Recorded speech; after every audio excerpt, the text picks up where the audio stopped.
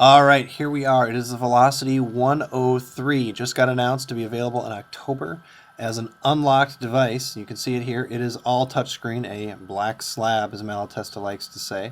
And while it's unboxing here, I'm going to run down the specs. It's got a 640 by 480 screen.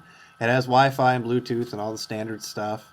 It has a 1410 milliamp battery, which is pretty respectable on devices these days.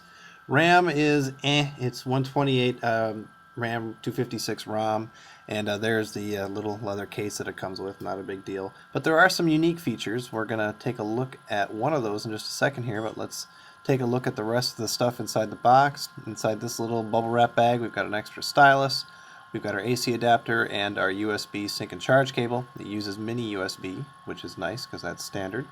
And in this other bag, we have something unique. We have got international adapters, which are fine, and we have a TV out cable. Look at that, standard RCA. It connects into the 2.5 millimeter headset jack. There's some stereo headphones too that are on the bottom of the device. And let's go around the device. Over here on the bottom, we've got our mini USB, as I mentioned, that 2.5 millimeter headset jack, and a latch for the battery door. We got a short little stubby stylus. Over here we've got a micro SD expansion slot, and you actually have to remove the battery door to access it, which is a little bit of a hassle. Now this on the top, this is actually really unique. It is a slider switch for power and locking instead of just a button. And so you can slide it to the right, to toggle power, or you can push it all the way to the left position to put the screen into lock mode, which is actually pretty cool. Over here we've got a camera button, volume up and down, and a button to start up the Odyssey interface, which is new and unique. Still not really fully finished yet, but we'll talk a little bit more about that in just a bit. First up, of course, we want to compare it to another phone, and the phone I've got with me is the Trio Pro. And you can see they are basically the same size, although I have to say the 103 feels much worse in the hand because it is very boxy compared to the curves on the back of the Trio Pro or a lot of current devices. Anyway, as promised, I wanted to show you this Odyssey interface, so you can hit that button on the side and it pops up a dock on the bottom, and you can customize the icons that are in this dock on the bottom. You can see it can slide left and right between them.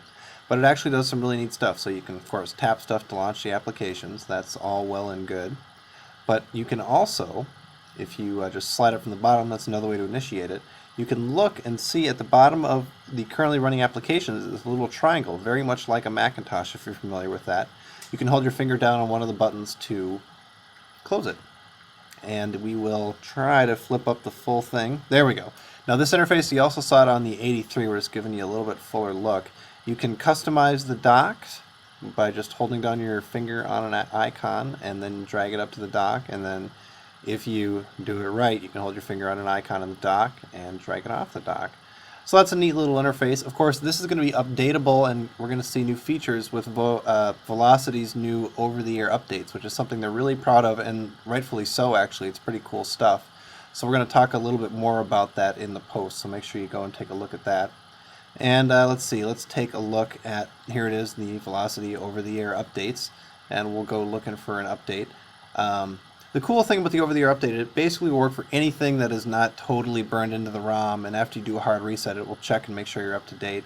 And there's also the other nice feature I like, you can see it at the bottom of the video there. They use a scroll ball instead of a standard 5-way, and they did a lot of work to make sure it was at the right sensitivity and stuff, so you weren't scrolling too slow or too fast on that. And the scroll ball actually is really intuitive on Windows Mobile. I'm surprised we haven't seen it sooner. I think it works out very, very well. So there you go, very quick look at the Velocity 103. Should be available fairly soon.